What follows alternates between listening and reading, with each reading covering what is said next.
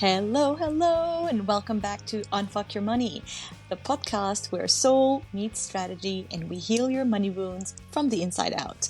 I'm your host, Nadz, trauma-informed money coach, somatic guide, and someone who knows what it's like to feel like money is this elusive, slippery thing you just can't seem to get right. If that's you, you're in the right place. Today, we are going to dive into a wound that most humans carry. The wound that quietly runs the show in both our financial lives and in our relationships. Today, we're going to talk about the abandonment wound. I made this episode just for you if you're ready to stop overfunctioning, overgiving, and overspending and start receiving. And in today's episode, we're going to get right into the root of it all. So what's the abandonment wound? At the core of it, the abandonment wound is the fear that people we love and rely on, emotionally, physically, spiritually, will leave us, neglect us, or stop loving us if we show our true selves or have real needs. Throughout my years doing the work that I do, I can say this, I feel safe saying that I believe that every human being has some form of this wound because we are biologically wired for connection and co-regulation. And at some point in every person's childhood, every single one of us experienced rupture, separation, some moments where our needs weren't met. Some of us, it was outright neglect. For others, it was just this inconsistent caregiving. And, since our caregivers and our parents were imperfect humans who probably tried their best, but were emotionally unavailable or drained, it happens. No parent is perfect. But these moments of accidental or unintentional misattunement can be enough to cause a rupture, and that could be internalized subconsciously as abandonment because our needs weren't met. And abandonment wounds or abandonment traumas can also happen if a parent had to leave, if there was a divorce between our parents, or a parent was always sick, or a parent passes away.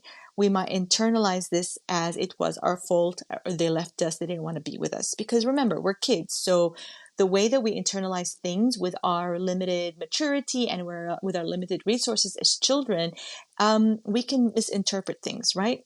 Some clients even develop the abandonment wound after their younger sibling was born. And that's only because they no longer were their mommy or daddy's point of attention. Their attention was divided onto somebody else. So what actually happens? According to Wikipedia, feeling rejected, which is a significant component of emotional abandonment, has a biological impact in that it activates the physical pain centers of the brain and can leave an emotional imprint in the brain's warning system. Your brain, your body, your nervous system, it made a connection. If I need too much, I might lose love. If I show my full self, I'll be left. If I ask for more, they'll go away. And those beliefs, they don't just stay in your childhood. They can shape your relationships, your finances, your work, and how you give and receive and spend money. So, how does the abandonment wound affect your finances? Well, you came to the right place if you're curious about that. I have a lot to say. Abandonment, rejection wounds, they can leave scars. Let's say they can leave scars on our sense of self-worth, our sense of self-esteem. And in our financial lives, the abandonment wound often shows up as using money to make up for the sense of loss and rejection. So what happens is that we emotionally spend to soothe loneliness, fear, rejection, or disconnection. I remember when I first started my business, I would spend money anytime I would post something on Instagram and it would flop, and a lot of it flopped. So I was doing a lot of emotional spending because I really felt a lot of rejection. When this wound is running the show, we spend money. We spend a lot of money, right? Like when this wound is running the show, we do spend a lot of money, but it's not out of recklessness. We do it because our nervous system is wired for connection, and it will subconsciously take us to whatever will actually soothe this, whatever will help us connect with people, right? So, for example, this wound might also make you undercharge or overgive, or be too afraid to ask for what you want, fearing that people will leave you, or clients will say no, or friends will call you selfish, or your audience will unsubscribe. Your audience will unsubscribe or unfollow. Sometimes people with this wound, like it's always triggered, they avoid investing in themselves because their nervous system still believes that their needs don't matter. Um, Sometimes even this is like, just pay attention to this because it's very nuanced. A lot of times, what happens when we have the abandonment wound that is triggered a lot, when money leaves our bank account, this abandonment wound is triggered, right? Like when we're always operating from this wound, when money leaves the bank account, a lot of my clients feel like they're being abandoned. It's really that deep. Okay. So when our abandonment wound is triggered, our nervous system is focused on getting connection, safety, and belonging in any way it can. So if we overspend or we overgive, again, it's not because we're bad with money. It's because on a deep survival level, we're trying to soothe the fear of being left unloved or unsupported. So there is this unconscious need to connect, and it causes behaviors that bypass any logic. And instead, we find ourselves chasing emotional safety. And often that can translate into spending, giving, or rescuing others. Okay. Because your nervous system, again, on a deep subconscious level, it will feel disconnected, because to your nervous system, disconnection is unsafe, equals death, right? It will seek to put you in any form of connection, right? So you need to, you are, unconsciously over generous, or buying things for people, or self-soothing just because you want this connection. And it doesn't stop at your bank account. It has deeper layers to this. There are deeper layers to this. Okay. So let's talk about how this abandonment wound affects relationships. So if we are constantly afraid of being abandoned, we might find ourselves being the giver in any relationship. Again, that translates into money, avoid and time. Yeah, and money and time and resources. We avoid conflict at all costs. I mean, if we're avoiding conflicts and we're bottling in our emotions because we're avoiding conflicts, what would that translate into? Like revenge spending, right? Rescuing clients, friends, or even romantic partners. That's all this emotional burden. When we're emotionally burdened, we spend more money.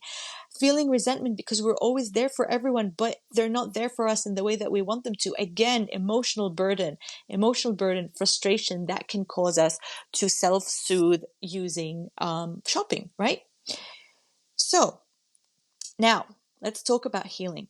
Let's talk about how we heal the abandonment and rejection wounds that show up in our finances, because this is going to require repatterning our nervous system and our money systems in tandem. Okay.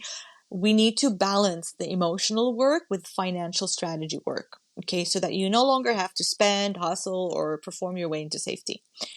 So healing this wound, I'm going to tell you now, first of all, it's going to take time. And personally, this type of wound specifically, it needs to happen in a safe relationship with a practitioner. Because healing this wound is not about knowing how to heal it. It's about actually feeling safe on a nervous system level to start doing things differently. And if you want my help to resolve this as it manifests financially, I'm your gal. I have helped over 100 people with this wound in particular, and myself also. So just reach out if you want to jump on my calendar ASAP. So the do-it-yourself version of healing the financial kind of like the ramification of this wound, I'm going to teach you my 4R method, which is recognize, regulate, reparent, and release. So the first step is to recognize, because you cannot heal what you can't see.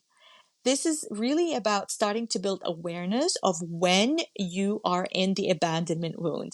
And it goes without saying, I really need you to be very discerning. I want you to know when you're in it, but don't shame yourself and don't judge yourself. So some signs that you might be in, or you might be like what's the word, like overcompensating financially, is if you find yourself overspending just to feel a sense of comfort or connection, if you avoid looking at your finances because it makes you feel alone or lonely or rejected, if you undercharge or overgive because deep down you're afraid that people are leave you if you don't, you notice that as soon as you feel emotionally abandoned by a friend, a client, or a partner, you try to fill the void with something external, often through shopping or money. So recognizing that the abandonment wound is running the show is about catching yourself in the pattern and gently saying, okay, I see what's happening. This isn't about money. This isn't about me being bad with money. This is my nervous system seeking safety. Step number 2 is regulate, because we cannot think our way out of a dysregulated nervous system. Once you've recognized that you're in the wound, the next step is to regulate. It's about creating enough calm and space in your body that you're not in the wound, you're with the wound. You're with the part of you that is feeling wounded, so you can start making other choices, so you can start doing things differently, right? This is why we regulate. We're not in it, we're with it, so we can start making other choices. When we're dysregulated, we're not making money decisions from our adult wise selves, we're making them from our wounded inner child. So regulation can look like placing a hand on your heart and breathing. Breath is so important. Breath is so important. And I highly recommend, like, before buying anything, breathe. And then say out loud, I'm safe, I'm not being abandoned, I'm here now. Or maybe doing a simple grounding exercise before you check your bank account or decide to spend money. So the goal here is not about bypassing your feelings, it's to be with them and not in them. Step 3 is reparenting or financial reparenting. So the part of you that was abandoned needs care, not criticism. This is where we show up for our inner child in ways that our caregivers couldn't. So ask yourself, what does the younger version of me need to hear right now? What money habits or what structures do I need to put in place to help my inner child feel safe? Or my nervous system feel safe? How can I show up like the loving, wise adult I never had? I actually do have a meditation on my website. It's called Financial Wisdom or something like that. I'll pop it in the show notes. It actually is such a good meditation to kind of call in your wiser inner self, your wiser self, to have like a financial consultation with them. It's really, really cool. I'll pop it into the show notes. Also, like, what does financial structure look like that can promote safety in your nervous system? This could look like creating a weekly money ritual that feels really good for you. It doesn't need to be like, oh my God, I'm going to do my money. You can put on some candles, put on some music. I don't know, wear a sexy nightgown. I don't know, romance your money, something fun. Maybe even setting up automatic transfers to save as a way to say to yourself that you've got your bills are all covered. You don't need to worry about them anymore. That's what I teach in the bucket system.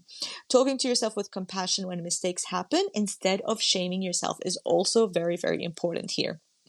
Reparenting is how we build internal trust, which means we don't have to chase love or safety externally through overspending, overgiving, or overworking. Step number 4 is release, somatic release, because this wound, it's not in your mind, it lives in your body. This is where somatic work comes in, because the body remembers what the mind forgets. Your body stores everything. If you ever want to do a somatic session with me, I mean, you should do the entire program. But honestly, if we do a somatic session together, your mind is going to be blown. It's amazing. Somatic release means helping your nervous system discharge the old stuck energy, any fear, any grief, any panic that are stored in the body that have been stored in the body for years and years and years. So sometimes discharge can look like crying, can look like shaking, can look like uncontrollable laughter.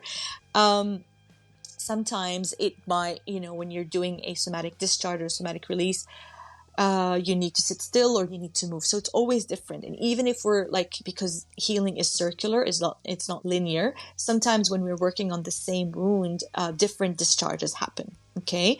Again, this is exactly the work that we do in my Magic Money mentorship. So you will get not just money strategy, but also deep emotional literacy and deep nervous system support, so that healing isn't just a concept, it becomes embodied. So I hope that you got lots of value out of today's episode. The abandonment wound is kind of my specialty, and if you need my help, you know where to find me. Love you and leave you, and I'll see you next time on Unfuck Your Money. Bye for now.